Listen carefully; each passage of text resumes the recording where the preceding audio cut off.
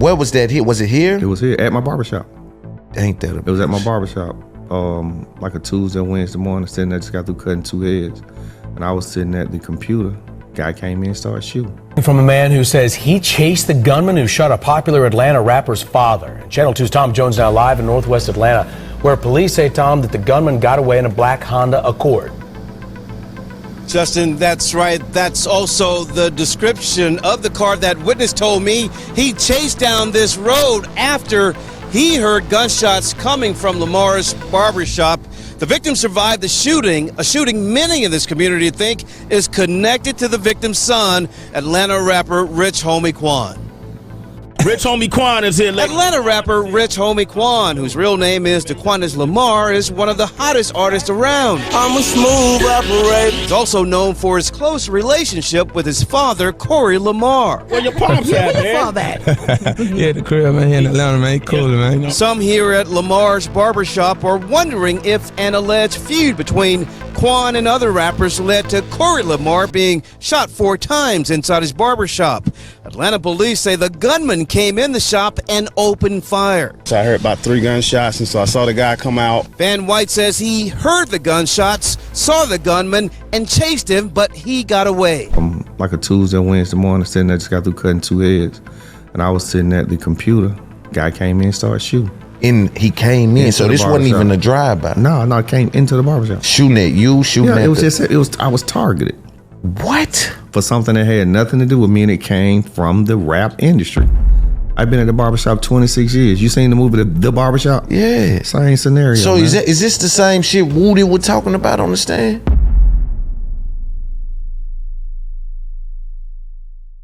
And if you ain't talking no dough, then I ain't interested. Look, they say the sky's the limit, I'm going farther than that. She keep blowing up my phone, so I called her mama, come get your daughter back. They just want a little bit of fame, get them boys whack. What, baby? Little one eye, bust your brain, but get a hard hat. They say the sky's the limit, I'm going farther. They can try to, but can't kill me. I'm immortal. I just bought a nigga life, as and did a side, come with that order. You lazy, the reason you broke, you don't know how to hustle. Won't try me, they know I'm stressed, son. Look, red rum, red dot. Hit the block when 12 come. Look, know I'm thuggin' to the fullest, asking for a bullet, cause he never felt one. Stick him to the wall, this a nail gun. Riding with my dogs, tryna nail something. Yeah. I said on you when he got your partner too. See, that's real. That's Quan daddy right there. And see, like when you reached out, I had been following you. Yeah. And I was like, see, dude had them real. Like you get into, like, see, with me, I don't have nothing to hide. Right. You feel me? Yeah. Like at the end of the day, man, God put me in this platform for a reason. So guess what? I'm gonna use it. That's a fact. I look at a lot of your interviews, bro. I appreciate a that. lot bro. of them, man. I appreciate for real, that. bro. I appreciate that. I thank you, bro, for sure. Like I always tell people, bro, like Atlanta really love Loon. They do, bro. man. I'm talking about, They bro, do. when I'm down here, it feel I be getting so much love, bro. Yeah, I know it. You know why? I'm gonna tell you why. Cause I see the authenticity in you, bro. You ain't fake. Yeah. You feel me? Yeah, and that's literally what I get too, no bro, doubt. from everybody. Guess what? You ask the questions people want to know the answers Yes, to, man. Lord. You feel me? Yeah. And guess what? When somebody come in, they feel your spirit. Right. They feel you genuine. Yes. They know, hey man, I'm doing this to make a living. Right. But bro, I'm doing this shit for the streets too, Yes. man. You feel me? Yeah. So you ain't forgot where you came from. And when I see your interviews, even when you interview Quan, Yeah. I like how you was challenging him. Yeah. Like, hey Quan, you can't tell me that, bro. It's me. Right. So you know I watched the whole interview. And You guess feel what? me? Quan would always tell me, man, he like, bro, you probably the best that I done sat next with to doing real it. shit. Real And I'd be shit. like, and I always took that as like a honor, you That's know what I'm real. saying? Cause That's he real. been in the game so long. He done been in He BETs done- and MTVs and yeah. billboards, and right. And it's like for him to understand that, yo, what you are distributing, bro, is a little different, right? Very. Than what's going on. He would tell me that flat out, like just on some. Bro, anytime I join his live or anything, be like, Loon, man, we got to get another one in, man. That the best. And I'd be like, man, see, really when I look appreciate at yours, but you know what? It ain't scripted, bro. Right. You come right off the top. Yeah, you feel see, me? we don't got no Yeah, notes. We that's what finna I'm just saying. chop it up, like, yeah. you know what I'm saying? I'm That's with the you. best part of this game, bro. It's Yeah. like, and sometimes I ask myself, could anybody else do it like you do it, bro? By themselves, nobody around, because you got to be the truth doing it like this. Believe it that. can't be, because usually what makes a rapper powerful is just 30 niggas around him. And he drawing, I take your lingo, how you dress, how you look. Like he done kind of Mr. Potato Head in himself. Yeah. You know what I'm saying? Because you know, in today's society, that's what they doing, bro. Don't know, see, you're organic. Yeah. I got a partner, he called me the other day, his cousin want to get in the tow truck business because he in the game. But he like, hey, bro, you got to find your own way. But see, guess what? You found your own way. Yeah. You see what I'm saying? Yeah. And see, I'm old school. I can see it, bro. Right. I can see the scripted ones. I can see the ones who here just for the paper. Yeah. And I can see the ones, man, that here really trying to make a difference, Yes. man. And guess what? And like, off camera, you one of them, bro. Yeah, I appreciate that, I brother. see it. I appreciate but that. Listen, what you got to always remember, somebody always watching, bro. Yeah. And see, I learn. Like, I pay attention to the questions you ask. Like, you get personal. Yeah. But guess what?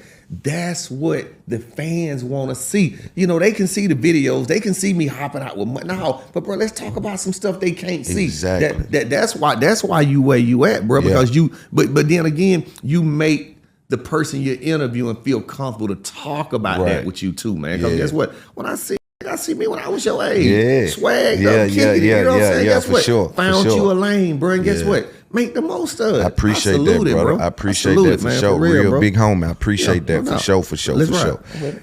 Welcome to It's Up There podcast. You know the vibes. You dealing with the final boss. This is the #1 show in America right now. And today we have someone that I was very, very intrigued to speak with because I know this gentleman is very introspective. And also he is the father of a legend in Atlanta, one of the most influential artists that ever came out of Atlanta, Rich Homie Quan. So we got Corey, who is Rich Homie Quan's daddy. How are you, brother? Hey, man, I'm holding, man. For the most part, still trying to process it, bro. Yeah. Had days, man. You know what I'm saying? Not only was Quan my son, he's my best friend. He's my business partner.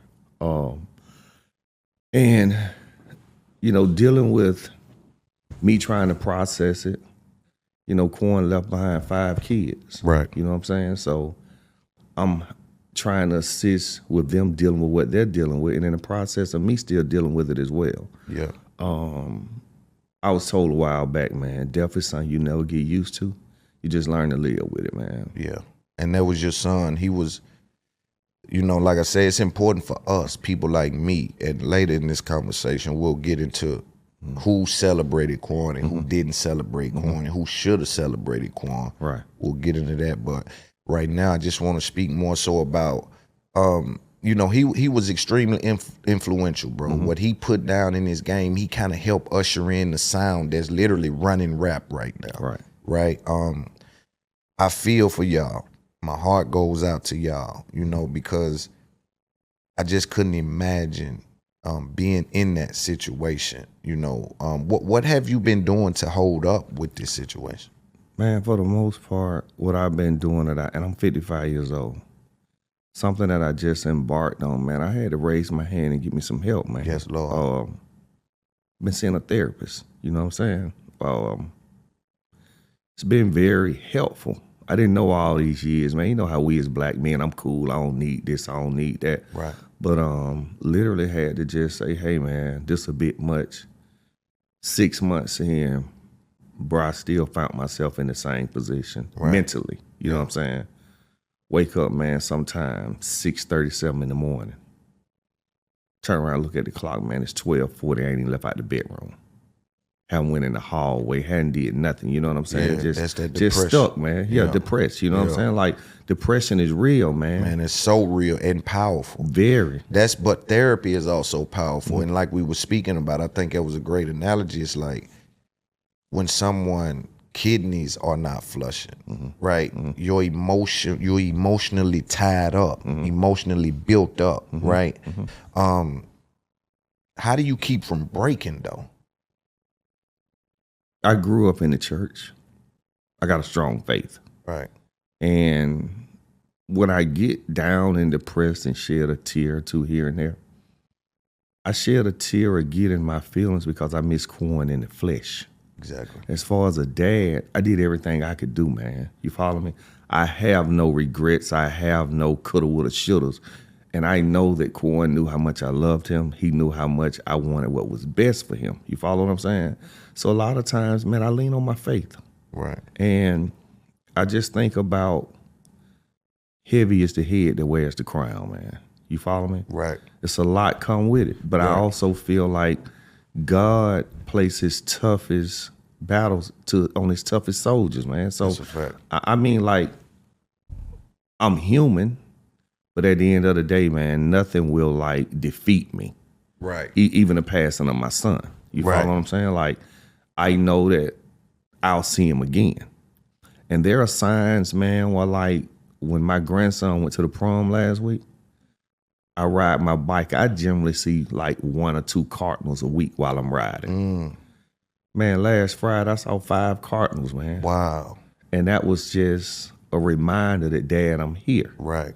He's gone in the flesh, but our relationship and our bond, nobody can never take that away, man. And you are a beacon of like the black father too, though, right? Just y'all relationship. Even I don't even know if we've seen, like, for some of the other rappers that have reached their untimely passing, like we didn't see Nipsey and his father have a relationship. We didn't see Mo3 and his father have a relationship, right?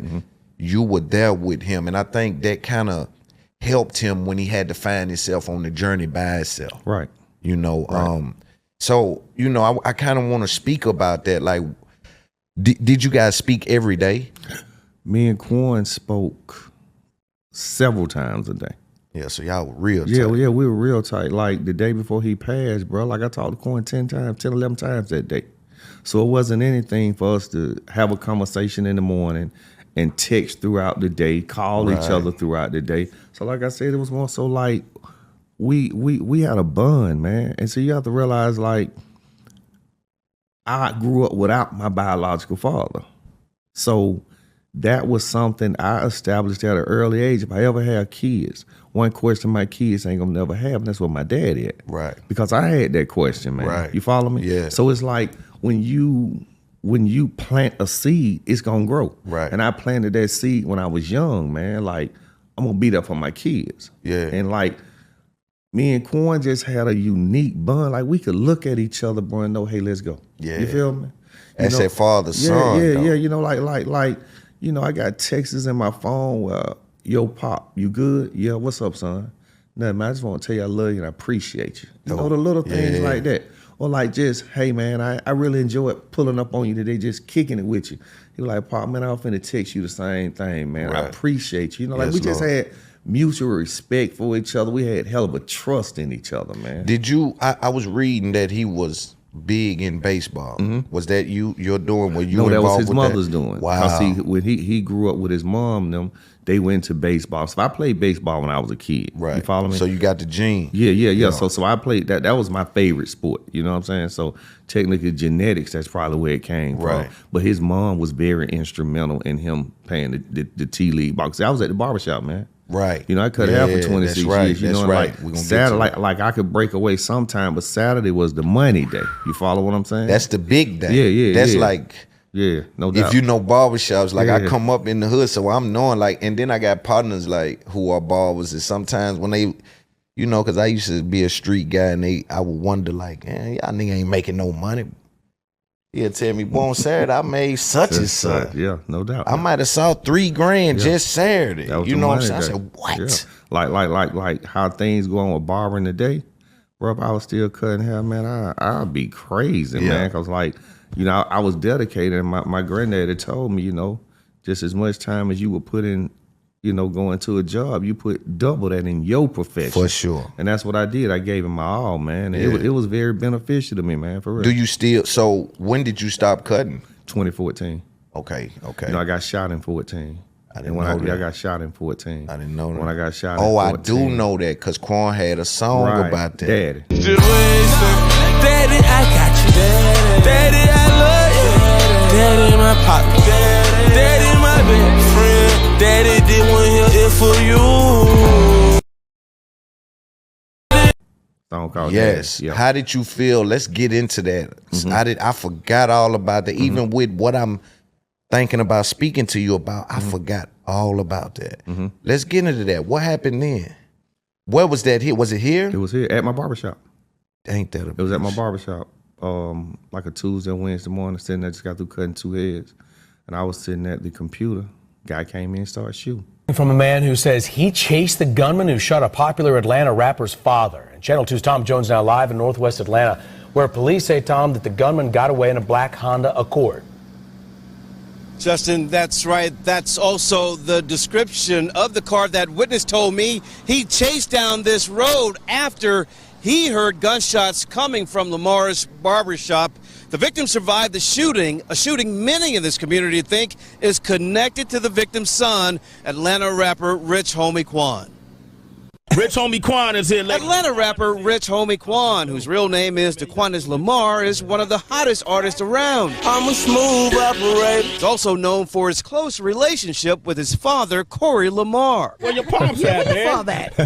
Yeah, the crib, man, here in Atlanta, man. Cool, man. You know? Some here at Lamar's barbershop are wondering if an alleged feud between Quan and other rappers led to Corey Lamar being shot 4 times inside his barbershop.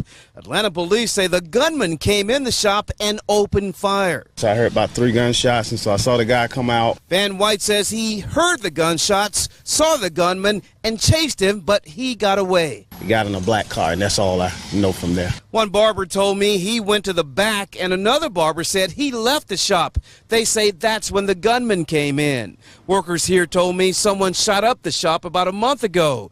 I talked to several people who believe the shooting is a result of Quan feuding or disrespecting other rappers and songs. Police wouldn't comment on that and say their investigation continues. But in at least one interview, Rich Homie Quan repeatedly said he isn't feuding with one rapper in question. I never dissed him. Yeah. I never disrespected him as a man. Van White told me he doesn't care about a feud. He says this is about life. Whatever the case may be, it need to stop. Where was that here? Was it here? It was here at my barbershop. Ain't that It was at my barbershop. Like a Tuesday, Wednesday morning, sitting there, just got through cutting 2 heads. And I was sitting at the computer. Guy came in and started shooting. And he came in, so this wasn't even a drive-by. No, it came into the barbershop. Shooting at you, shooting at I was targeted. What? For something that had nothing to do with me, and it came from the rap industry. I've been at the barbershop 26 years. You seen the movie The Barbershop? Yeah. Same scenario. So man. is this the same shit Woody was talking about on the stand? What trying to allude to? What they were talking in regards to was the barbershop being shot up. See, that's what I thought. So this is two different. That's what. Don't tell me they done dragged you into this bullshit. That's what I'm saying. So it was 2 situations. The barbershop got shot up. Then some months later, I got shot. That had something that had nothing to do with me. Of course not. You know, I was 26 years in the game at the barbershop. Never even had to call the police to the barbershop or anything. You know, like a pillar in the community. Yeah. The barbershop had been in our family since 1968. That was a year before I was born. So from 68 to 2014, that was Lamar's barbershop. Bruh.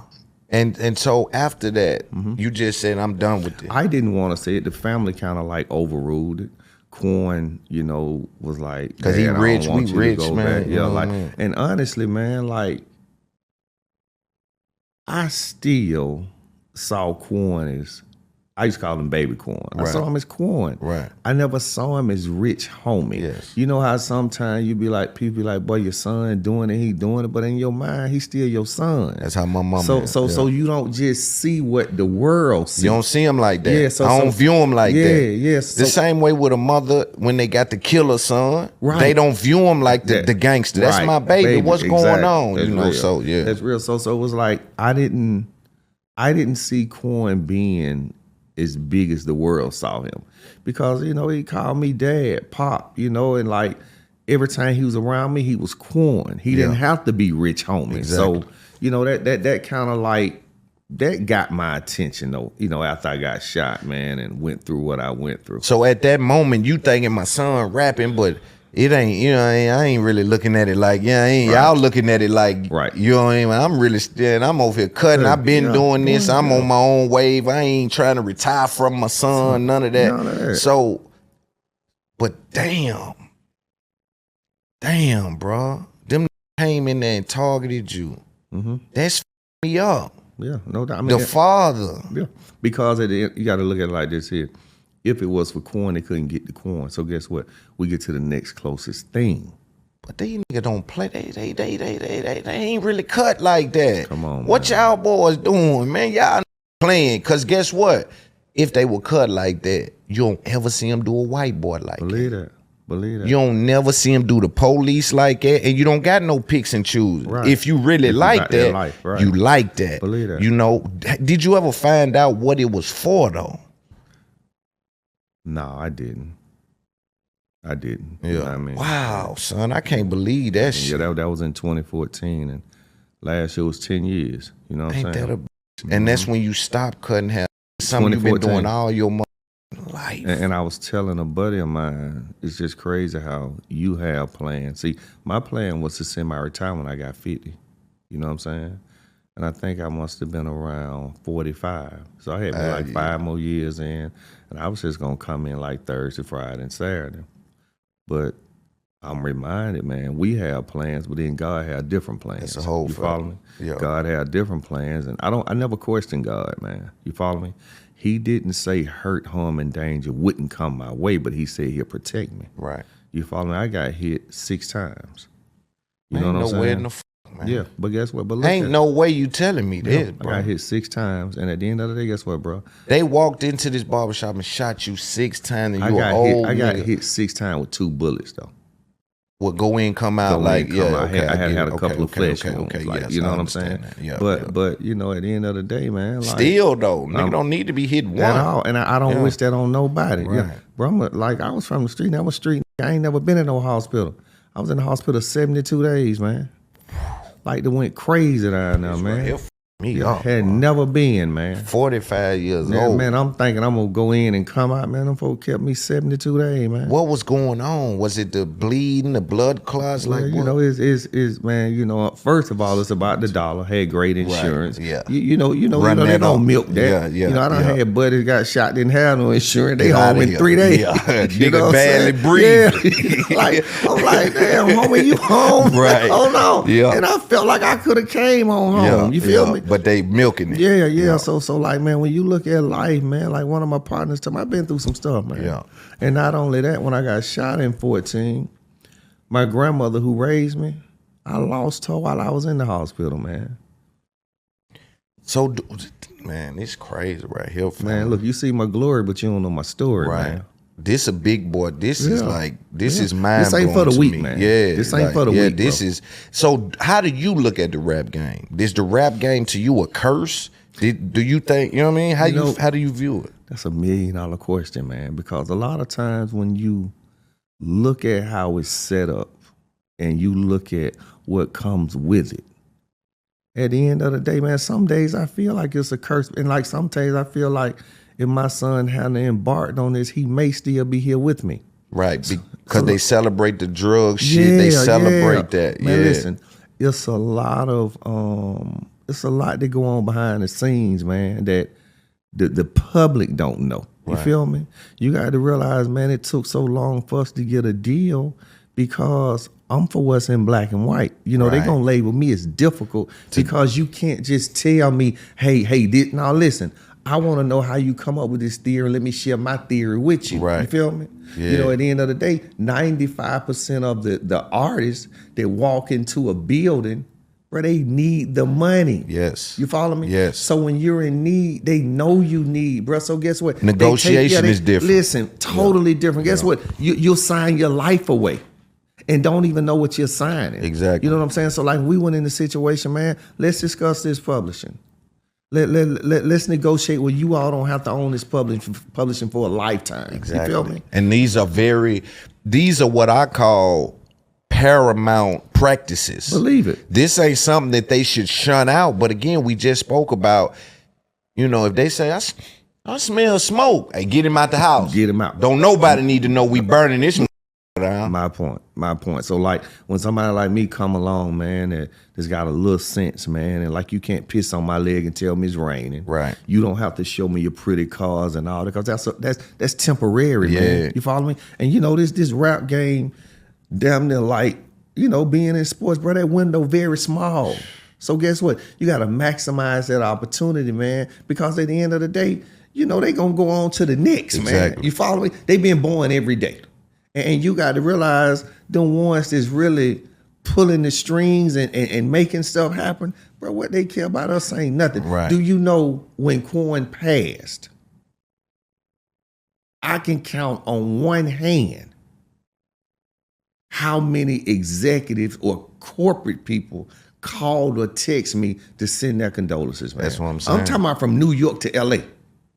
And you know them the two prominent cities as far as entertainment goes. Yeah, and they done made a lot of money off Come on, man. So guess what? Them folks ain't called me. They don't care nothing about it. Listen, bro, it's going on to that's the what's next, fucked up. Is that, and that's why we have to celebrate each other. And so even when I see Young Thug, I spoke about this yesterday. Young Thug just did an interview with GQ, and I really don't know how to feel about it because I'm getting calls from in the industry who probably won't tell Young Thug, right? But I'm getting calls from like big podcasters that got big deals and shit, and they like, why would he go and do his first interview with a white platform?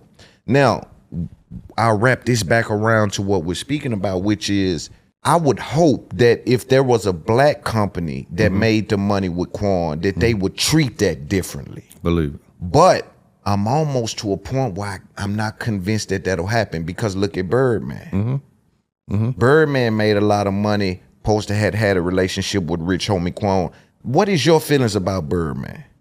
Bird is who he is, man. You follow me? At the end of the day, man, you accept people for who they are. Like people be like, how you deal with such and such? How you deal with him? He this, he that. They probably didn't speak about me. But at the end of the day, I look at it like, hey man, when you're old enough to understand and accept the person for who they are, it's not for me to judge. I just know how far to go with that person. You follow what I'm saying? For your son, though, do you think that he should have showed up maybe to the funeral? Was the relationship? No, Bird reached out to me. Okay, he great. did. Listen, the day that my son passed, he called my phone. You know what I'm saying? Like, hey, fam, I'm here. If you need anything, I'm here. You know, he was very. He was being positive for me. You know what I'm saying? Hey man, look, I can't tell you, you know, how to feel, but you know, keep your head up. Right. I'm here for you if you need any, you know, if you need anything, fam, call me. I'm gonna call away. So he did reach out. You know what I'm saying? He did reach out to me and checked on me several times, and it's crazy because reached out to me about 2-3 weeks ago, let me know that they was coming here and was like, I want to see you when I come. Dope. You know what I'm saying? Dope. So, you know, like, man, I just accept things for what they are. Like, Right. at the end of the day, man, that man up there gonna take care of everything, man. Yeah, nah, You know? and none of this shit has no guarantees on it. Right, So right. no matter where you are, you better be careful how you acting in this universe because God has the final say. And my pastor used to say all the time, when judgment day comes, you got to go for you. I got to go for me. We stand by ourselves with that, man. For sure. And if God got a record keeper, he used to say, I sure hope my good outweigh my bad. Yes, Lord. I hope so. Yeah, yes, Lord. So that's how I see it. Yeah, man, you know. But I want to get back to this shooting, man, because that shit is like blowing my mind. Like, you know what I mean? That these guys walked in there and hit you like that. No one's in there. Damn, son. But no, let's even move past that. The rap game being a curse. How you feel about the rap game? And if Quan was never a rapper, see, because the universe is so perfect. You know what I mean? It's like it's the baseball and it's the music. Right. It's like he would have probably been successful either way he went, but he just happened to go the music way. See, raising Quan was one of them kids, he do just enough to get by. Unless I put my feet down on him, he reaches full potential. And honestly, man, like I was telling Monte and Gooch them, man. Shout out Gooch Monte. Yeah, couple of months ago, man. I remember we used to be over to the house, you know, having meetings and stuff, sitting around, Quan being in the studio recording and stuff. And I said, we didn't know, man, we were watching greatness because we took it for granted. And I really feel like the rap thing took off for him because it was so easy for him, bro. It didn't require a lot out of him, bro. Right.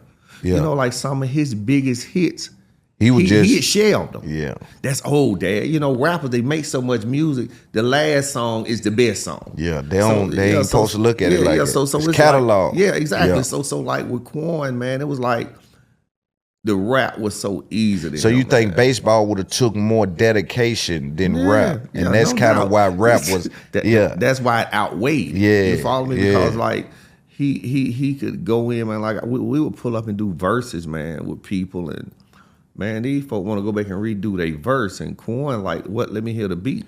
I never forget a quick story, man. When we were in Miami, doing a show, I forgot what club, and after the show, Bird was like, I want y'all to come go back to the studio with me. He like, nephew, I got something I want you to hear.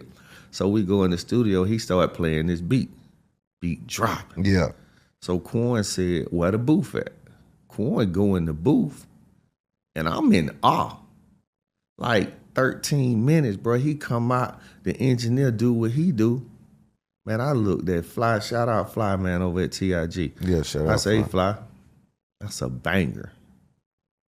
That was the birth of lifestyle. What? Man, 13 minutes? 13 minutes. It might have been less than that. I'm talking about went in the booth, the engineer came. Man, everybody in the room knew that was a hit. So Quan, like, he had what I call God-given talent. Yes. You have some guys that have it, and you have some guys that be reaching in the game. Man. Right. And I'm not saying that because he's my son, but Nah, that he had kid it. just had it, man. Like that was his God-given talent, man. You know He what I'm saying? had it, bro. And I used to be like, Quan, how you do this, man? Like, you don't even write. Yeah. You just hear a beat and you just go in there. And it's like, man, when you hear some of these cats, you be like, man, that ain't nothing but God. Yeah, man. yeah. You know, sometimes I be like, boy, if I could make that kind of paper just speaking. That's what get me, like, sometimes be like, damn, he rapping even with me because my money's made off conversation. Right. And No so I doubt. wouldn't have never dreamed of that kind of shit. Because guess what? How many of us talk for free all day? That's what I'm saying. For free all That's day. crazy. And like when you look at it, like even like guys with your platform, like I salute y'all, man. Yeah. You know, I sit there and I be like, man, that's got to be some chill shit. You know what I'm Yeah, saying? bro. You go around, you talk to people, you know, like you ain't got nobody standing on your back. You ain't punching no clock. And at the end of the day, man, guess what? Your intelligence, man, and like your deliverance and your structure, and you're showing it to the masses. And when you have the numbers you have, you're speaking on relevance, man. That's what I think also kind of, and of course this isn't about me, but this platform is like, we go viral for real shit. Believe it. We don't go viral because we set ourselves on fire and we did the ice hot chip challenge.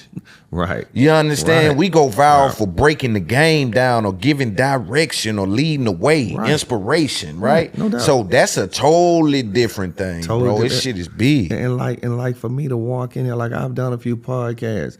I've been with Quan on several stages. I've never walked in and seen a one-man show, man. Yeah. If I had a hat on, I'd take it off. Like, that's big for a man to be like, hey, man, like, okay. Because, like, when I walked in, I'm like, bro, you by yourself? Yeah. You were like, yeah, you know what I'm saying? Sure. And, like, just to see, like, you know, when people of us, man, get a break like you've got, you know, we want a butler, we want an assistant. ain't gonna like when I pulled up and you was like, I'm coming down, I'm looking for somebody to come down and get me. But now it's you in the flesh. But you know what I see when I see that? I see humility, man. Yeah. And my pastor used to tell me all the time, the more God bless you, the more humble you should be, Yes, man. Lord. You follow me? For sure. And I live by that. You Yeah. see what I'm saying? So like, when I see you sitting there kicking it by yourself, see, I'm a sponge too. I'm gonna soak the game up. Once I soak it up, I'm gonna make some little changes, and I'm gonna do what work for me as long as I can keep my commitment. Yeah, man. You feel me?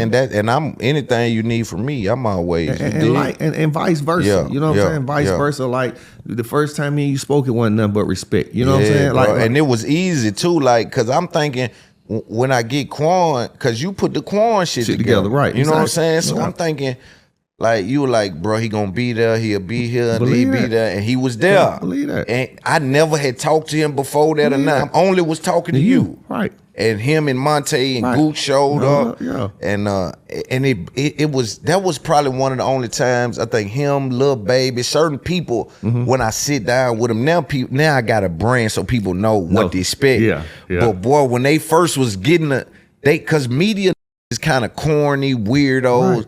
And so when they first sit with me and we get to kick that game, they would light up, and that shit would do something for me. You know what I'm saying? Because you seen the enthusiasm in them. You seen the relaxation of like, I critiqued the interview with Quan, man. I critiqued your interview with Lil Baby. You know what I'm saying? Like, it got to the point where like, well, I've been off Instagram like last 3 months. Took me a mental break, right? But it got to the point, bro, like I wanted to know who you was going to do the next interview with. You know what I'm saying? Yeah. Because you get to see a different side of them. And then you get to see how you dig into them, bro. You show the world things that we want to know, but we don't have access to ask them uncomfortable questions. Yes. Like when you told Quan, hey man, keep it real with me. You feel me? Yeah. And Quan, you know, it took off. Yeah. You see what I'm saying? And he respected that so much. And then all of the cut scenes that people don't see, like, bro, when we would cut, they would just be like, bro, this interview so hard. You know what I'm saying? And that will make me feel like, man, this is dope that the culture is receiving.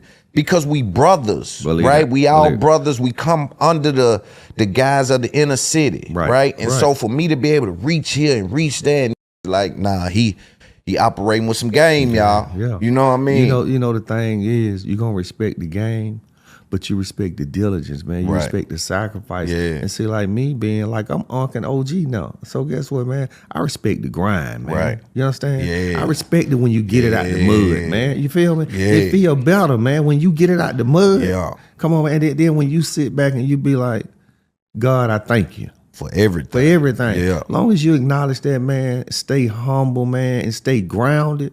Man, guess what? You ain't seen what God got for you, man. Right. I'm still following you from afar. You wouldn't have never even known when you hit in my DM. I was like, damn, boom. Yeah. Got to put this one together for Quan. You know, like a lot of times when podcasts or people get at me, you know, whether it's text or through, you know, social media. Right. You know, like when I go to Quan got one question. How many followers they got there? Right. You follow me? Yeah. And if the followers ain't there and he do his little research, he say yay or nay. Right. When I said, man, boom, reached out, lock that in, Pop. Yeah. You see what I'm saying? Yeah. And that was like your platform was people growing. Know, people, and now it's like is all incoming. Like I was telling iHeart yesterday, I'm like, I really don't be doing outgoing bookings no more. It's like all incoming, which is a great sign for the business. Believe that. You know what I'm saying? But I still have specific conversations I want to have with scientists and like I'm going somewhere else with this, and I'm taking the culture with me. See, that's the thing. See, you're taking us to things we ain't thought of, or things that some kids probably dreamed about. Right. You follow what I'm saying? Bro. Like I used to have a lot of respect for and still do for Frank Ski when he had his like the aerospace camp he had. You know, like a lot of inner city kids, bro. We just hear about that in school. They don't get a chance to do that. Exactly. So like when you embark on your next levels, like you said, the main thing, bro. Listen. I'm taking the culture with me. Yeah. It's called exposure, man. I'm exposing them to things, bro, that they probably never even thought of. Right. And then it might be a kid to be like, you know what? Because I saw that or I had a chance to hear about it or learn about it, I want to dig into that. Right. Because that's how it's all one hand wash the other, both wash the face. You know what I mean? That's how it is. So like me doing this, I look in the game and saw Charlemagne and Joe Buttons and certain people doing this saying, but they missing this point. That's literally what birthed this, right? When they talk about shit, I'm like, yeah, but they ain't said this though. What about this? And then I would sit back and wait. A week ago by nobody still ain't saying it. Then it start, hey, you peeping shit that they just ain't peeping because of where you come from, bro. That's real. You know what I mean? Real. So then I started to speak on things, and the reaction was like, oh, it's other people feeling like that, but it ain't other people saying that. Talking about it. See, a lot of times, like, that's just like, I don't want to get off subject. That's just like with the Shadua Sanders thing, right? Yeah, bro. I'm sitting here looking at certain interviews and certain people that came from where me and you from. They dropping their head. Right. They're not even speaking on it, bro. Right. You follow me? Yeah. Like, and it's clearly something going on. This is sabotage. Yeah, come on, man. Listen. You know, I mean, it's like they're trying to Kaepernick the kid, man. Right. At the end of the day, he young, bro. He was born with money. He into money. I get it. But do you penalize him or X him out, bro, because of that? Do you think that's what's going on because they're flat? Because he's more so flashy, young dude. Or is it Deion being his father and Deion being over his back? Like, what do you think is causing Shadua Sanders now to drop out of the draft? Man, you know what? It's very disturbing. And you know, like I ain't gonna put no cap on it, bro. You know, like it's clear cut racism, bro. You understand? Yeah. 2025, man. The kid got the numbers, bro. You understand? It has a lot to do with his last name. It has a lot to do with his flamboyancy. It has a lot to do with his arrogance. You know what I'm saying? And at the end of the day, guess what, bro? What does that do with his numbers on the field? Like you got, we in the third round now? Yeah. Third round and he still ain't picked. He's probably gonna go undrafted, bro. Yeah, man. But you know that just seems like, man, like them. But that's like you say, that it definitely feels contrived. It does not feel like an organic draft happening with this man falling out of the first and second round. How? It don't make sense. And you know, the second round they were saying they're gonna pick some quarterbacks.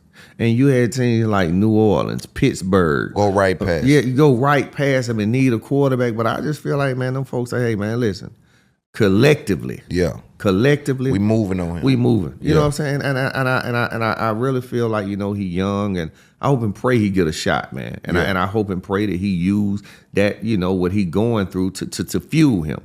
And you got to remember, shit, Tom Brady was a 6th round draft pick. Right. But that was based on skill set and shit. That was based on numbers. Right. If we're basing this on numbers, he shouldn't top have 5, top 10. Exactly. Easy. So also I'm thinking, how can the league view him dangerous, right? Because what's the difference between, and I don't mean skill set, what's the difference between his flamboyance and his arrogance and his style versus his father's when he came out? None. They drafted his father with no problem. So is it the father figure being there that is, you know what I'm saying? Because what I'm hearing from Stephen A. Smith and other people are saying that they believe that teams are saying, I like him, but I don't want to deal with his father if he's not starting, if he's, you know what I'm saying, trying to tell me how to run the organization. But that can also be an scapegoat. And you know what? I really feel like it's an scapegoat because at the end of the day, Deion wasn't bigger than the NFL. You follow me? Deion can speak what he want to speak. I remember old man told me one day, you know, like it was players that got in their feelings and quit, you know, I ain't got to do this or just walk off, you know, at an early age. And the old man told me years ago, make no difference. They still gonna kick off at 1 o'clock every Sunday, man. They gonna still kick off at 1 o'clock every Sunday. You follow what I'm saying? That's a fact. And like I have mixed emotions. Could it be Deion or could it be his arrogance? But you know, at the end of the day, man, I hope he get a chance, man. And it's really like it's a sad day for us, man. Yeah. As minorities, like it ain't even covered up, man. And you know, like they keep making a mockery of he had all his jewelry out. He had, you know, he didn't hats. Go. They invited him. He didn't go. He wanted to do it with his family. Hats of all the teams, and to see now, man, we in the 3rd round. And man, that mean they done picked, 62, 63 players. Bro. Yeah, it's damn near over. Even if he get drafted now, it still is it's like a no draft. You know what I'm saying? For him and his status, the damage is done already. Even if someone picks him. Like you said, like Dave smeared him so bad and probably messed with his confidence. Yeah, but he bad. trying to, and so that's what I appreciate about the fathers being there, and of course we'll transition back into our original conversation. But Deion being there, I'm seeing a man I know he's shattered. I know he's shattered. He's damn near broken. He's rattled. His confidence is shooken. I know this. But what you see him doing, you know, I thank God for everything. You know, God is the greatest. That's his father. That's his dad. And you know, another thing you got to realize. You got to realize Deion there for his son, right? But as a dad, Deion feel this pain too, man. And y'all saying it's my fault? Yeah, you know what I'm saying? Like I could imagine, because see, when I look, I'm like, how would I feel? Like I'm hurt, you know what I'm saying? But in front of my son and my other kids, I gotta and act millions like of people around the world, I got to put on this facade. But then how you think he, like when he go close his door, he probably lay up against it though, like, man. That's what I asked. That's why, because you say you have strong faith. I think this is a great question. It's like, is there room for him to, like, God, what is this? Like, I've been here. I'm with my son. We got genetics passed down, and we know it's proven. We put him on the proving grounds. He like took 2 programs to the next level. And they telling me it's my fault, and it's like. But guess what? I'm gonna say this, and God knows I don't have no prejudice in me at all, right? But it's okay for Archie to do it for Peyton Manning. But it ain't okay for Dion to do it for Shadua and his other son. You follow me? Yeah. So it's like different stereotypes. Facts. You feel what I'm saying? That's a whole fact right there. Think about just think about what the Manning legacy did to the NFL. Yes. So why the Sanders legacy couldn't do it? You know why? It wasn't nothing but the color of our skin, bro. Yeah. Like let's call an ace and a spade a spade. Exactly you know what I'm it is. saying? Yeah. You know, like I'm not gonna say like. You got to realize, like, this kid grew up around it, and like Dion was who he was, and what they say, the apple don't fall far from the tree. So it ain't this is passed down. Come on, man. At the end of the day, what does that have to do with the talent on the field? Nothing. Exactly. Nothing. And then if you do think Dion is this nuisance or this person who would be a problem if you draft his son, what you think he gonna be if you don't draft his son? If he is dangerous or powerful or nuisance, I'm really gonna be mad if y'all don't draft him. Yeah, but you know what? Let's go back. Let's show 2 scenarios. See, what you have to understand, negativity sell in America. If it's negative about us, they gonna jump on it. Right. Let's do this. Travis Hunter, number 2 draft pick, right? Everything should have been dead aim on him, right? Right. But y'all want to talk about his dad getting permission because he's on probation to a 10. But Dion ain't never left his kid's side. Ever. Never. I mean, been with them from the time they came up until now. Exactly. And now we want to use one of the largest platforms on earth to try to tear down this family. The man. legacy that they were trying to build. Yeah. And they working hard to build that legacy. You know how hard it is. Come on, man. And then at the end of the day, you got to realize at some point, Dion got to go back to Colorado, man. Yeah. And I know he damn sure ain't trying to take Shadua with him and give him no job. Right. You follow me? That'll be crazy. Come on, man. But it's like that. Man, if they make him do that, that's come on, man. Bruh, if don't no team take him. No team. No team, man. And he's somewhat like the quarterback coach for the Colorado team, bro. That's gonna be gut wrenching. But guess what? See them boys who press them buttons.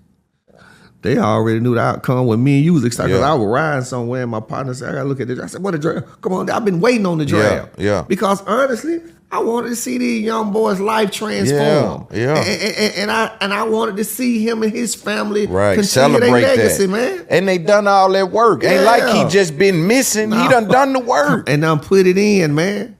And then on draft day, they don't call. Man, I said, ooh, this getting slippery. Man, look, when I looked at 1 through 10, I started getting concerned then, man. I said it was over when he didn't go when he didn't go 10. Believe that. I said something going on, y'all. Man, listen. And I'm in media, so I go to calling around like, yo, this is gonna be a big story. Right. This before I even knew he ain't even gonna get in the second round. Right. Just the top 10 was a story, just that. Man, you know what I mean? Yesterday, I think I was all in the first round. Woke up the next day, grabbed my phone. Damn, he didn't go first round. So second round, I didn't look. And when I grabbed my phone, they say he still ain't went. I say second round. Then I started looking, they got some more quarterbacks. Yesterday, second round, I was like, man. They ain't studying that dude, bro. And man. that's fucked up, son. Hey, man, prayers to him and his family, yeah, man. You for sure. What I'm Prayers saying, to him. Hey, man, keep y'all head up, man. One thing about it, what God got for you is for you, man. That's for sure. And again, I do see him trying to be unwavering and stoic, but I know he broke. That's a lot on a kid, man. That's a lot on a grown man. Oh, man. You got to realize, like I had to tell one of my partners, like, Bray, I said, Bray, he young. Yeah. He young, man. Think about if me and you was his age with what we had. We'd probably be worse than he was, man. Yeah. And think about this, like we said, he got presentations at the house and new jury. Bro, that shit cut deep. I don't give a damn. Yeah. So I interviewed Brandon Marshall. Okay. So Shakur Sanders didn't get drafted yet, but Brandon Marshall failed. Brandon Marshall had his entire family draft day party. He thought he was gonna go top 10. Mm-hmm. I think he might have failed to, I don't know what number, in the teens or maybe the 20s or something. And man, he snapped. I mean, and that's what I mean. When the father, it's Dion is the only reason why this young man ain't show emotional. Yeah, believe that. Yeah. It's the only reason. Believe that. Brandon Marshall went up there, whole family downstairs. He trying to take it in that it ain't happening. Mm-hmm. He go upstairs, my man. He break his hand, break the mirror, crying for days and days because it hurt him. Yeah, but like you said, when the cameras ain't there, see that's when being a father step in. Yeah. See, Prime probably pulling that boy to the side. You know what I'm saying? Praying over him.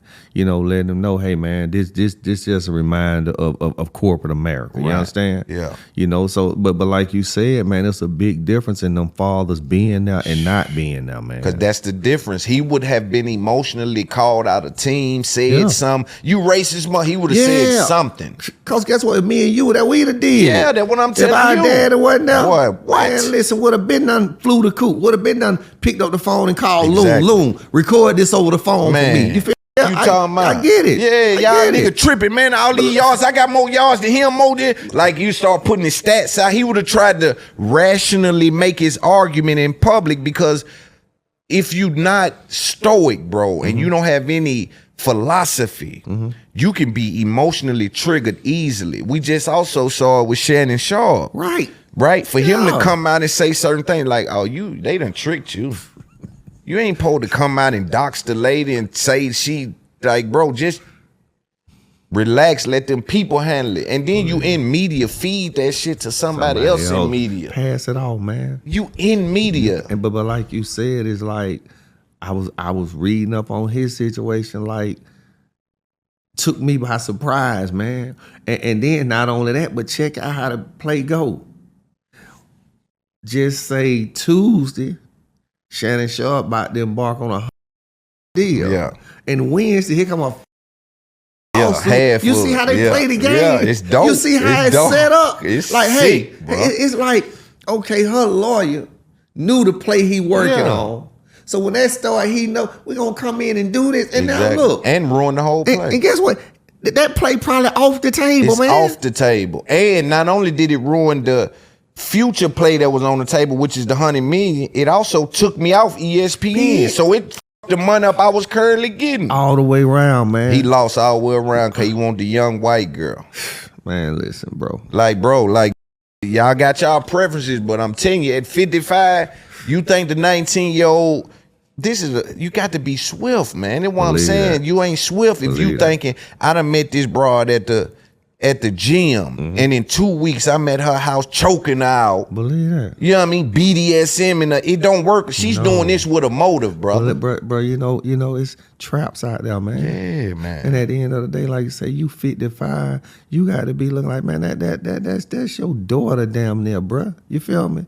But once again, man, one thing I was always taught, humble yourself or life will do it for you, man. You feel me? Exactly. A lot of it revolve and revolt back to being humble, man. Humility, man. Yes. You feel what I'm saying? Yes. You know, like dude ever since Cat did this thing, dude just been different, man. He been big. Different. Like he went big on I pay attention folks. to the small stuff, man. Yeah. You feel me? Like Cat turned him up, man.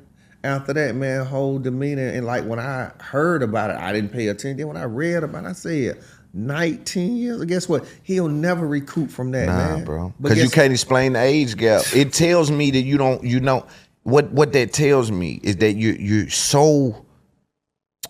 such a slave to your craving. Yeah. You know what I'm saying? And you can never fall victim to your cravings, bro, because you're going to always lead you to a bad place. Right? Because you think, I don't want to, bro, you might want to freak and do this and that, but I got to do it a certain way. That's right. And when you doing BDSM and you work or something, yo, I got to have history with this girl. I can't just meet her at the gym and think in my mind, boy, I hit the jackpot. Right. That ain't how this works. Come on, man. And then, you know, like I used to tell Quan, man, I tell my baby boy this all the time. Understand this, man. Decisions that you make don't only affect you, man. Right. Think about it if you looking out for family members, bro. Right. Think, and I ain't talking about money. They may have been working with you. They could have been employed. You Right. feel me? Actually doing a service. Actually working for the money. Right. Not saying you giving it to Yes. him, but let's just say he got kids. Imagine the impact that the kids have to deal with because of these type of decisions. Yes. And now, man, when you look at it, you just be like, I'm like, damn, Shannon, for real? Craziness. But let's get back to Quan though. When Quan passes, financially, where is he at? And how moving forward do you guys distribute the funds? Is there like a trust that the kids pull from? What is the scenario for Quan and his estate? When Quan passed, man, Quan was in great financial shape. Like, I don't play the radio with the money, man. Right. You feel me? Real structure, real discipline. Yeah. Quan had good Lord have mercy money, what I call it. You follow what I'm saying? As far as his finances, man, I know what Quan would want. And Quan would say, Dad, make sure my kid's straight. You follow me? The number one priority in my life, man, is to carry out what Quan would want for his kids, man, which are my grandkids. Yes. You follow me? Make sure they have trust, make sure they have education funds, make sure they understand, what they're about to embark upon, make sure that, hopefully they go to school, continue their education. But as far as like the finances and stuff, man, his kids are gonna be in a great situation. Right. And so we saw also RP Takeoff, the untimely demise of him, but his shit kind of went into a probate, or he didn't have a living will. Did Quan have a living will? Quan didn't have a living will either. But the way we had things structured is not going to be as difficult as a task, because at the end of the day, it's for the kids, man. Right. You know what I'm saying? Quan had 5 kids, man. Quan didn't have a wife. He didn't have a will. He didn't have anything in writing, okay? But the reality is his kids are his next of kin. And they'll benefit off his legacy. They'll benefit. They're his next of kin. Right. His that makes sense. Yeah. And Quan has kids from 17 to 4 years old. Right. Okay. So a couple of them should be getting old enough soon to be able to kind of reap some of the benefits from what their father left them. You know what I mean? As far as the education or whatever you have going for them. No doubt. But damn, man. So did the state get involved with that? Does the state get to take in? Because what I've heard about Takeoff, what I've read in reports online is that because he didn't have a living will, I think millions of dollars ended up routed to the state just out of some kind of, it was a percentage number. But because he was worth so much, that percentage, it wasn't a cap on the number, right? So you would think if they say 50%, but you getting 2,500, so send us to 1,250. That's one thing. But if they say 50% and the number's 22 million, you wouldn't think that the state would take $11 million. Yeah. Let me tell you this, and I'll be very honest and transparent. This is my first time dealing with the probate court system. I'm learning as I go, man. Right. You follow me? I have counsel that is expertise in this field. Right. So I trust in them to lead me and give me the best advice. But one thing I can say, man, like, I took for granted. You know what I'm saying? I'll keep it a buck, man. Like, I thought my son would be burying me, man. Right. You follow me? I never thought I'd see the day that I'd be burying my son. Right. Just keeping it real, man. Thought I had time, man. Right. You follow me? Yeah. And realized didn't have time. I had a lot of things in order, but through my son's transitioning, which I like to call it, I realized, man, I got a lot of loose ends I need to tighten up too, man. You follow me? So things could have been tighter, but they're not bad. Right. You follow what I'm saying? Yeah. And I know Quan's main priority would be the kids, and rest assured the kids going to be good. Right. Man. Yeah. And that's the number one That's thing. the number one priority. Yeah. For him. You follow what I'm Right, saying? yeah, Like I know, like, he want to make sure they straight, and I think the things that we're putting in place going through the courts are going to benefit the kids, and hopefully, man, make him smile out and say, Right. Pop, y'all did that for me. For sure. You feel For me? sure. That's dope. That's dope. I think with younger men, and even with black men, really men, nobody really wants to face the mortality, like, and think about that death and Right. how the casket needs to be or how the finance. And people just like, I don't want to talk about no death shit. You know, it's like how niggas used to treat cancer, or like a nigga get a bump on his hand and Man, that motherfucker there gonna go. You know what I mean? It's like they don't want to approach it head on, and that's a critical mistake because you can be literally giving away half of what you worked all your life for. And you know, I say this, man, to not only entertainers, rappers, actors, just everyday people, man. Take time, man, to get your business in order, man. Right now, I'm in the process of doing a trust. You know what I'm saying? A lot of times, man, we don't be educated to these things. You follow what I'm saying? Yeah. And you know, like sometimes, like it takes things of this nature, you know, in order for you to get yourself together. Because like I heard of trust, but even at 55, I hadn't really looked into that. Right. I felt So like I got one now. I felt like I had a wheel, everything was cool. But no, man, like a trust will make things so much easier, and the transition will be so smooth for the family. And you know, it says we need to be educated on these things, man. Because if you ain't careful, like you said, bro, half or more of what you worked life. all your life will go back. I read an article one time. I don't know how true it is, and I'm gonna share it with you. When Prince passed, they said that this man had a compound, 36 people to 38 people there daily. Supposedly and surprisingly, the day he passed, he was there alone. Supposedly, man, he had won a lawsuit for so many millions of dollars and got his publishing back, right? From Sony. From Sony. But come to find out, Sony had a $1 billion insurance policy on him, bro. That's the thing. He wake up dead. Look, they get all the publishing back and the $1 billion policy, man. That's what I'm saying, bro. These rap niggas sometimes don't be knowing your label might have a hit on you. Believe that. That's how deep this shit. Just call an ace and a spade a spade. Sometimes you be worth more to somebody in death than you are alive.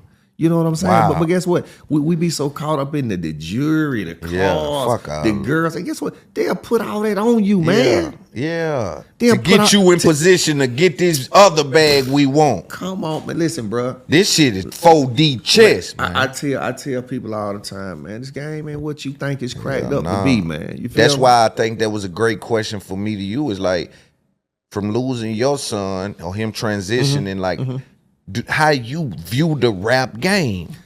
Did it swallow your son up? Did it kind of, you know what I'm saying? Like, I think, you know, the success and the darkness that come with it, man. You follow me? You know, like I ain't got the name, man, but just think about some of the big boys and where they at and where they are mentally. That's why we were talking, man, like it's important, man, to bring awareness to mental health. Facts. Upon my son's death, my son was in a dark space, man. Yeah. I got texts in my phone where I reached out where his brother Dre was texting me concerned. Monte was texting me concerned. People like, man, that's your son. Hey, bro, listen. Quan was 34. He wasn't 14. Right. Yeah. As a dad, as a parent, as a mom, it's only so much you can do, man. Right. You follow me? Yeah. But that's why I'm telling you, like, try to get Quan help, man. Yeah. But, you know, the first step is admitting I got a problem. Right. Admitting I need some help. It's hard to admit that with all the goddamn money. Come on, man. That be the thing, too. It's like, that's right. Because when we come up, when we look at a dope fiend or a crackhead, it's the motherfucker out there, they can't get it together. So you don't really see yourself as being cousins to that. To that. That's real. You know what I'm saying? You don't see it because you worth so much money. And so do you feel any guilt with that? Do people try to pass guilt of like, yo, y'all kind of knew he was on shit, pills or whatever he was doing? Like, do you feel any of that? To a certain degree, as a human, I'd be lying if I say no. Yeah. But at the end of the day, and I can say this, and this is not an excuse, my son never indulged in drugs around me. You got to realize I'm his dad, bro. Right. And I was a disciplinarian. I was strict, structured. So certain things I didn't see. I never saw Quan pop a pill in front of me. I saw him smoke weed. I saw him drink liquor. Yeah, I saw him drink and smoke. Certain things I never saw him do. Yeah. But in my mind, I knew when he was higher than normal. Yeah. And I would address it with him. You know what I'm saying? I used to tell him like, hey man, whatever you going through in life, your ounce ain't in a pill bottle or liquor bottle, man. I used to tell him that. Right. You follow what I'm saying? Yeah. We used to have, conversations. I wasn't scared. I wasn't no yes guy around him. You follow me? Yeah. Because at the end of the day, man, I know what hard work and grind and discipline and putting my money up can do for me. Right. So I didn't have to quote unquote kiss ass. Yes, Lord. I'm not and on them and times. that's what we love, and I can feel that from you. But that's what we love. Even with my kids, I'm gonna be like that forever because they know I'm big. I'm the final boss. Believe that. I don't give a damn if you go pro. Believe Dad, I'm the final boss. And guess what? We had the kind of understanding, man. Like I don't care if you got a $300,000 check, man. Yeah. Or this big car worth $600,000. But guess what, man? You gonna always respect me, and I'm gonna respect you. Right. We're gonna have a mutual respect for each other. You understand? Right. Because at the end of the day, I used to tell Quan and my other K, man, listen. These conversations I had, they not for me, son. Right. They for y'all. Right. You feel what I'm saying? So do I have, like in hindsight, I'd be like, maybe I could have done more. But at the end of the day, man, I did what I could do. Right. I don't have any ill feelings. I don't have any remorse for my actions. Right. You follow what I'm saying? Yeah. Like I tell people, if you see me upset, it's because I miss dude in the flesh. I don't have a guilty conscience where I coulda, woulda, should. Yeah. No, none of that. Yeah, man. yeah. Because I gave him that and some of my life. Right. You feel what I'm saying? Yeah. And I know he knew that, bro. Yeah. We used to laugh about And he would always bring you up. Yeah. Whoever he would talk to, if you was a real nigga, he would talk about his dad in some way in that conversation. That was my man, bro. Yeah, Like that was my like we had a bond, bro. Yeah. Like that's what I miss. Yeah. Like I ride my bike, bro, bicycle. Quan passed September the 5th. I started riding my bike September the 7th. I just picked my bike back up 2 weeks ago. You know what was the hardest part of that ride for me? What's that? Not talking to my son. We used to talk in the morning, like Why Quan would you call riding me this like, shit? "You on that bike, ain't you?" "Yes, sir." But we had them talks, and he'd be like, "Dad, I love you, I appreciate you." Right. You know what I'm saying? Yeah, man. So I miss that. Yes. You know what I'm saying? I miss like I was sitting there watching a basketball game the other night and went to pick up the phone and call him, bro. Man, I feel for you, sometimes bro. I think about in the boxing game, these new up and coming boxers, I don't know much about them. Yeah. Quan schooled me on all this, man. He told me about these young boy, Dad, he the truth, man. I'm telling you. You feel what I'm saying? Devontae Davis. Yeah, like this and that, I ain't know nothing about all these You boys. a Mike Tyson. Yeah, You know like what I mean? Them Holyfield niggas, and all that. yeah. I'm old school. But you a boxing fan. But I love boxing, man. And he man. used to school me on it. But one thing I'm forever grateful for, man, we have some beautiful memories, man. Right. You follow me? Yeah. And now that he's gone, man, I didn't even know how important pictures was until now, man. Right. You follow me? I didn't realize how important that I love you as a pop. I don't want nothing. I'm just letting you know I appreciate you. Right. Like sometimes, bro, I lay there and I just read them text messages, Right. man. You follow me? Yeah. It give me a sense of him still being there, man. Right. You Yeah, follow for me? sure, for sure. Yeah, like, bro, like, and I say to our people, man, pay attention to your loved ones, For man. sure. You follow me? For sure. Even if it's uncomfortable, man. Sometimes you got to have them uncomfortable conversations to get comfortable, man. That's a fact. Because guess what, man? And I say this, man, till my last days. This chair I'm sitting in alone, I don't wish this on nobody, Right. man. It's rough. I mean, I'm 7 months in, bro. Man, it's rough, brother. Few days, we're going to be 8 months in. Bro, listen. When I was watching my grandson go to the prom the other day, and I was looking around and Quan wasn't there, Bro. I'm fooling myself. You know what I'm saying? Wow. And Quan out a show. You trying to psych I'm yourself out. trying to psych myself out. You know what I'm saying? I feel And it's for like, you, son. I thank the fans so much, bro. Like, I honestly didn't know the love, the respect that was displayed for my son. Yeah. I was in awe, man. Yeah. I was in awe. I'm talking, man, like Yeah, legend, bro. You raised a legend, bro. That boy one of the most influential. And I'm telling you this, bro. That man was one of the most influential artists of this generation. That sound was not the sound of music. Them dudes single-handedly ushered in this melody type of flow, and then on top of that, you could tell you was around because when he got into it with Fly with the business, hey, we stopped this. Hold on. Believe that. That's how you can tell somebody is installing game in this young man. You know what I'm saying? And so I'm telling you, bro, you did a great job with that boy, man. Thank you, man. A legend. I appreciate it. You done that, bro. I appreciate it. And when you lay down, know that I did that one. Dig it. You see what I'm saying? I did that one, dog. No doubt. You know what I mean? Always that come from Loon, bro. That come from me, bro. You done that one. I appreciate that, man. Sure, And I'm bro. gonna say something. You just spoke on the TIG litigations and stuff, right? I'm gonna shout out Fly again, man. When I was making arrangements for my son, Fly met me over at the church. We were going over numbers and stuff. And I got ready to go pay for the church venue. I walked out in the hallway. Fly was already in the hall. I said, where you going? He said, I got this, man. You go back in there and handle the rest of it. Dope. I want to shout out Fly, man. Shout out Fly. Before Quan passed and after Quan's transition, man, Fly called me, check on my mental. You know what I'm saying? Yeah. How you feeling? You know, how your day going?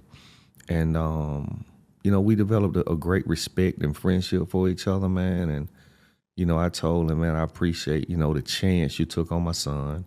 I know things took off fast and, you know, we were overwhelmed. Right. But, you know, through maturity, man, and some praying, like, we overcame that obstacle, man. Yes. And I shout out because dude stood in the paint and went and spent the bag with me on my son's homegoing, Right. man. And that's we gotta commend him for that. Like, Salute him for that. like you gotta call an ace and a spade For a sure. spade, you know? For sure. Like you said, these labels make millions of dollars off these kids, but won't even turn around and send you a bucket of chicken when My something God. happens.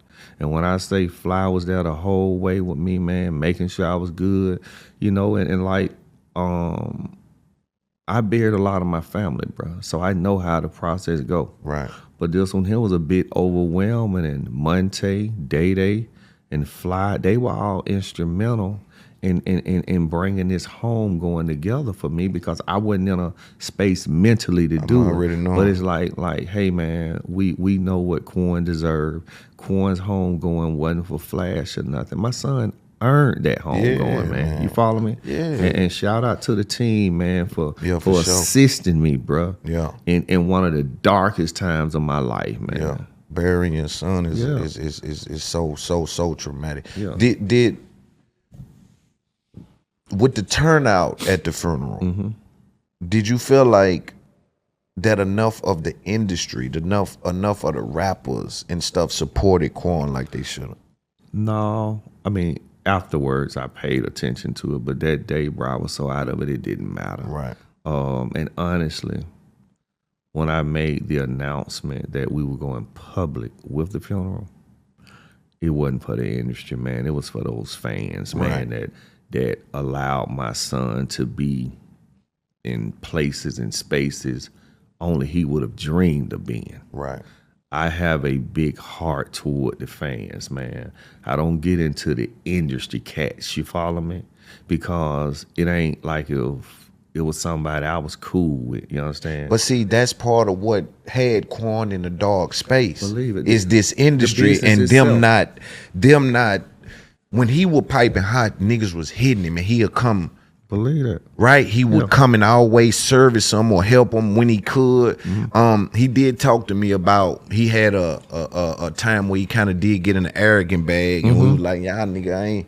But for the most part, bro would help other rappers. And so when I speak about the industry, it just also echoes the fact that it's just so fake in this industry, bro, where I can give you a hit 5 years ago and then because we ain't talking 18 months, you won't even check into my funeral. Right. My point, and then, you know, it's a scenario where it's like, Loon, if you and Mike going through it, that ain't got nothing to do with Corey and Mike, man. Yeah. You understand? That, but me being the man I am, I'm gonna come in and try to help you and might fix it. Yeah. Instead of put fuel on it. Yeah. You follow what I'm saying? We got enough of that going on. Where are the people that say, hey man, let's sit these brothers down and you know what the elephant in the room be, man? What? When we doing that, we leave so many bags on the table, man. Sure do. You follow me? Because of attitude, because of arrogance. Ego. You know, like, bruh, you don't never sit down and think about where you came from. You don't think about when you ain't have what you call a pot to piss in or winner to throw it out. And man, when you can I use the example like this here, man. I never met Kobe. I never met Shaq. Rest in peace, Kobe. Right, rest in peace. From what I understand, they didn't get along. But they won championships together, man. Lord have mercy. They won championships together, man. And at the end of the day, when does the division stop? Man? Right. So you basically what you saying is you believe because of the Thug and Quan shit, it affected how it affected Quan a lot. It affected Quan a lot. I can only speak on Quan. Right. Quan wouldn't talk to me about it. Right. But I know my son, bro. Yeah. It had a profound effect on his everyday life, man. Yeah. I know it did. Yeah. Like let's call an ace and a spade a spade. Let's not, let's not play like it didn't we ain't happen. sugarcoating. Ain't no sense in that. Don't nobody learn from that kind of shit. Nobody in that ain't nothing. At the end of the day, I lost a son, bro. These kids lost a father. Right.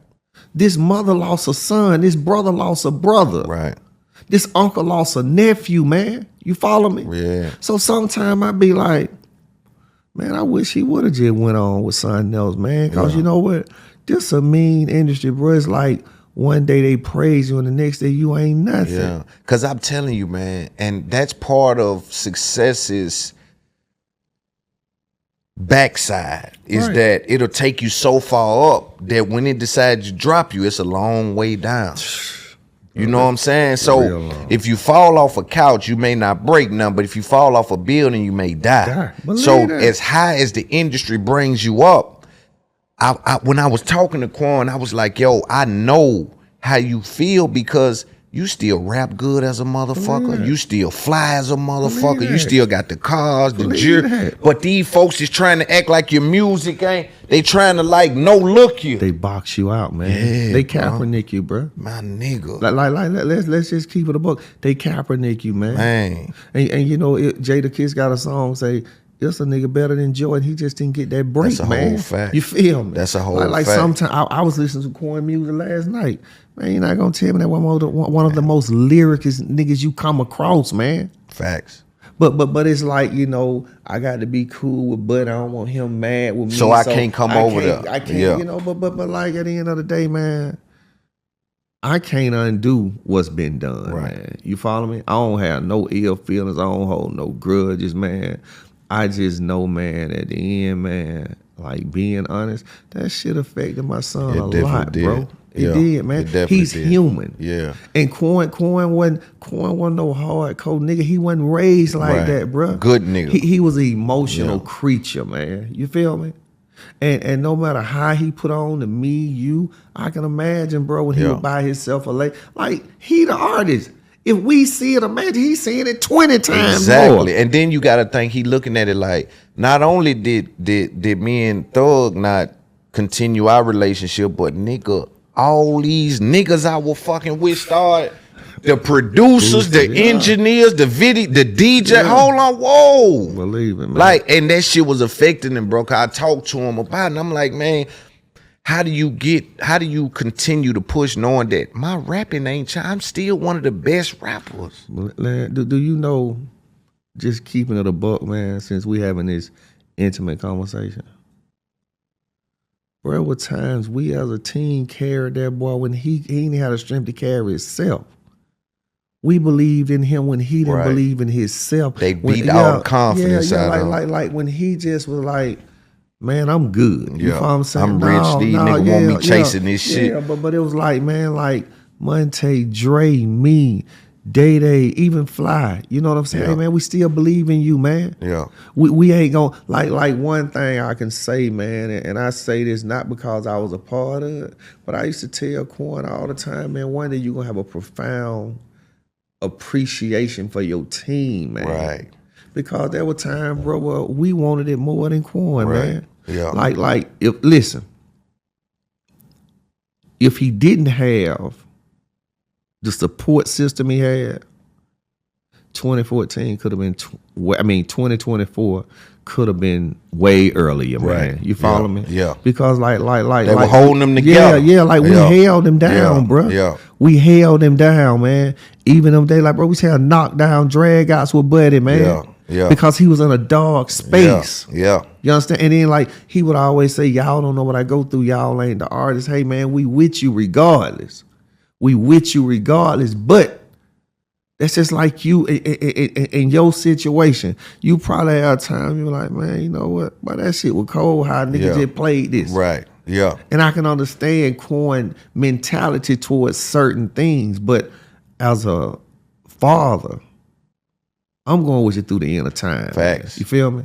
As your manager, I'm going to be there to support you and to put you in positions, man. But it was a lot of time, man, like mentally he just wasn't there. Yeah. They got him. They got your confidence. That's why I try to tell niggas like that. If they get your confidence, game damn near game over. Man. Yeah. We was just talking about that. What you doing them? Yeah. Like, and see, that's a valuable word. So it's like when we go back to our generation and our people, man, it's okay to raise your hand and say, I need some help. Like I told you, man, I'm 55 years old. I just raised my hand and said, I need some help, bro. Got to, bro. I see a therapist, man. I told one of my partners, I see a therapist. He's like, oh, bro, you do? I ain't gonna tell, man, I don't care who you tell, man. Nigga, I'm not embarrassed. You understand? The nigga who ain't acknowledging should be embarrassed. Well, this is like what we saying. When you are a nigga that's taking in so much, you have to dump it out. Somewhere. Nigga, what you do with your trash? Take it out. Anything you pile up, you got to go get rid of that somewhere. That's real. You know what I'm saying? And you know, like my mindset now, man, is that like, I got to release. I got to get some of this off me, man. Yeah. And going through therapy, it's before Quan. Right. I'm talking about childhood stuff Unpack that made me who I am today. You know Yeah. what I'm saying? At some point, man, you got to learn how to let go, man. Yeah. You got to get off your dad and wasn't there. Right. You feel me? Yeah, you got to get off Yeah. somebody else had to raise you. Because guess what you do? You start caring that you affected innocent people that ain't got nothing to do with it. Bleeding on people that didn't cut you. So it's like, man, and I'm gonna tell you one of my biggest advocates for therapy, man.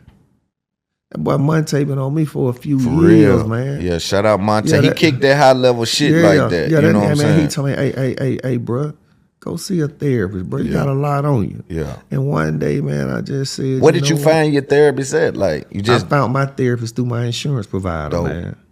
Through my insurance provider. And you know, I was kind of query at first, a little nervous, didn't know what to expect, you know, was keeping some stuff.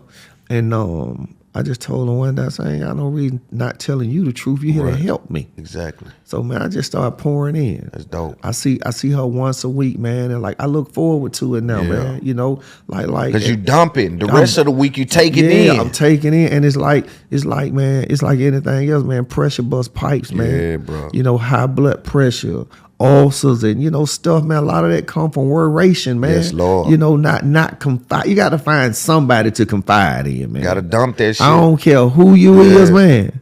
Like I read one time, dude say, if your car check engine light, come on, you take it to the shop. If your chest start hurting, you go to the doctor. Well, if your mental ain't right, why you can't go get you some help, they man? think your mental can't be broken. Bro, yeah, but listen, it can be. Listen, man. September the 5th, 2024. Transitioned my whole life, man. Right. My whole life took a turn, and guess what? Bro, that ain't for the weak, man. Yeah, nah, That that's ain't for the weak, man. big journey to be on. Yeah, man. You know what I'm saying? Like through my therapist, man, like, bro, you know, before I start talking about, man, I used to be at the cemetery 7-8 times a month. I'm talking about, man, walking in this mausoleum, keeping it real with you, man. Walking in this mausoleum. Walking up the Quan space. and when I touch it, it move a little bit, right? Mm-hmm. Bruh, so hurt, want to just snatch that mud down. Tell him and, come up and out come of there. on, man. Yeah. Or just want him to say, Pop, let's go. You feel me? Yeah. Like, but you can't endure all that, and you still got 5 grandkids. You still got businesses to oversee. You still got Quan's career. You still got, projects you thinking about. You got publishing stuff you're dealing with. You're dealing with your last project you dropped. Then you got grandkids. Then you got your life, man. Yeah. And imagine that if you don't ever get the dump. Imagine what you go take in. Yeah. You went and took in, that's your kid. Right. That's a lot to just, that's a lot to put on a motherfucker. And man. then you leave out of there and never dump that and then do it again tomorrow. Bro, listen, guess what you're going to do? You're going to start blowing on innocent people, ain't got nothing to do with it. Last Friday, my oldest grandson prom. That's the happiest I seen that kid since his dad left him. Right. I spent all day Friday getting him ready for the prom. Right. Then Saturday, Quan got a 10-year-old son, had a birthday, he turned 11. Then Sunday, I went to church with my grandbaby to surprise her. Right. So you think about, bro, that's a whole weekend consumed with grandkids. You follow what I'm saying? And then at the end of the day, you still trying to find some peace. When I see my grandson Royal spitting image of Quan, man. Right. Spitting image. Yeah. Had him with me about a month ago. He was laying over there on the sofa. I said, Roy, you sleep? He said, no, I'm on the phone, Papa. I look at him. Man, he balled up in a knot just like his dad. Yeah, mannerism. yeah. And I look at him sometime and I said, man, you raising Quan all over again. Another time. And then when I see this kid, he looking so sad. Yeah. Like, I'm like, let's sit down and talk, man. Right. What's wrong? Papa, I just miss my dad. That's a lot. That is a lot. That alone. And then guess what? He got 4 more that's missing their dad. And guess what? Loon, I'm missing their dad. Right. Whole family just the going through this family, together. Bro, still in disbelief, man. Still in shock. Yeah. Still in denial. Right. You follow what I'm saying? Yeah. Like, man, I sat with Ricky Smiley. You know, he lost his son. Yes. Salute. You know, man, it's like, salute to Rick, man. And like, he got a chapter in his book said, God will give you double for your trouble. And he was talking about a scenario where he lost his son and God revealed to him that he had 2 twins. Didn't even know they were his, man. Wow. Went outside one day to just holler, he said, pertaining to his son. And the test results came back. Them 2 twins was his, man. That's crazy. That's but like crazy, you say, man. God, that rings true. Yeah, no doubt. You know what I'm saying? But I wonder is like, I mean, I guess time and I just don't know how I don't have the words to make it through that stuff. You'll never have, and even through therapy, man, just keeping it a buck with you. And it's still a fear that I have, I'll be honest. One of my biggest fears now, man, for me, is mourning myself to death, man. Yes. I'm just being honest. I'm being transparent. Damn real I'm being thing. transparent, man. Bro, that's real. Like, how do you move on with something you've been attached to for 34 years? And I'm not talking about no drop in dad. Yeah. I've been with Quan from his birth room to the graveyard, man. You feel me? Like, bro, we've had our ups and downs, but guess what? It's my son. Yeah. I got texts I read probably 2-3 times a month. And my suffering and my grief is different because I can play a song and hear my son. You know what I'm saying? Or you can cut. That's why I took a break from Instagram. Right. People were showing me so much love, and I'm grateful for that. But it tearing you down. But it slows down my healing process. Yeah, bro. And not only are me and my family hurting, whereas people across the United States hurting because of my son's transition. Right. And you be like, God, I thank you. In spite of, man, I always thank God because I know that Quan was blessed, man. I know he was gifted. Yeah. You know what I'm saying? And to see the people that he has touched now, it touches me, man. Right. Like, bro, I'm out and about. I went to get a tag the other day. Went in there to pay the money, got the tag. The lady said, "You strong." I said, "Excuse me?" She knew who you were. She said, "You strong." I said, "You know me?" She said, "You Quan, Dad." I said, "Yes, ma'am." I said, "I'm not strong." I said, "Just appear that way." I said, "That man up there is my strength." Right. I said, "Ma'am, there are days where I be so weak, man. I don't know what to do." I'm already. But during them times, man, like, God stepped in. And he remind me that Quan's time down here was complete, man. His job was done. Yeah. And they go back to a sermon I heard years ago. There's a pastor out here named Timothy Fleming. His son got killed in a car accident. You know what the sermon, he preached the sermon. You know what the sermon was? What? Now I know how God feel. Losing his son. And now I know, man. And not only that, I got a brother that was traveling with Quan and stuff. I lost him 18 months before Quan passed. Damn, bro. My baby brother. Yeah. So it's like, damn, son, R.I.P. It's like, yeah, it's like R.I.P. to me, man. Like, I raised him as my son. When Quan first started, I put him with Quan. He was my eyes for me. Yeah. You feel me? He was my eyes. Yeah. I know he genuinely loved his nephew and his nephew loved him. Yes. You follow what I'm saying? Yes. So I lost him. Then my middle brother had a massive stroke before, probably a month or so before my baby brother passed. Mm-hmm. And then a year and a half later, I lose my son. And that's what you mean by mourning yourself to death. Yeah, and this is a very important conversation, bro, because a lot of people, you know, they say death come in threes and all these different things. So what happens is you can find yourself in that feedback loop of just sad. That's what I'm saying. You got to intentionally put some happy in there. There you go. But then what is happy now? Now I got to redefine happy. Happy, yeah. And then you know what? Like right now in my life, happiness or a smile is temporary right now, man. You follow me?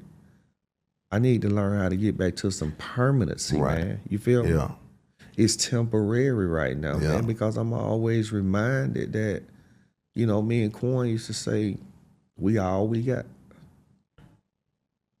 So we all we got, and he gone. Right. What do we get? What do I got? Yeah. You feel me? So, but I think it's about perspective. So, and it's gonna take time. It ain't something you're gonna be able to do just like, all right, I'm changing how I'm viewing this. But at some point, the rubber has to meet the road where we go from missing him to celebrating. Right. Where it's like when I do get a tag from a fan. It don't hit me where it make me miss him. It make me remember and celebrate. I done that. He done that. We done that. Salute. We done that. Believe that. You know, but that's gonna take time. But you have to be intentional with trying to like curve that. Yeah. You know what I'm saying? Motherfucker gotta curve that because you're gonna have an emotion when you see him for the rest of your life. That's real. But you gotta choose which path. That's right. Do I need to go with this or can I dictate it? Right now it's too strong. It's overpowering. Believe it. I can't even dictate it the other way. But in the event, when I get that opportunity to start seeing my son and instead of mourning him, celebrating, because God does have the final say. You know what I'm saying? And, you know, like, and one of the things, like, I think what keep me going is that I'm reminded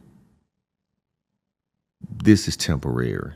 You understand? We get caught up in it thinking it's forever. Right. And I'm a firm believer that sometimes God come get certain people to get our attention. Right. To let you know, don't get comfortable down here on earth. Yes. Because this ain't your final destination. Yes. And like I said, I know I see him again. And like, I had little signs, man. Like, I woke up one morning, I looked up, and I just saw him smiling, bro. Right. You feel me? Yeah. So like, I get signs that he in a better place.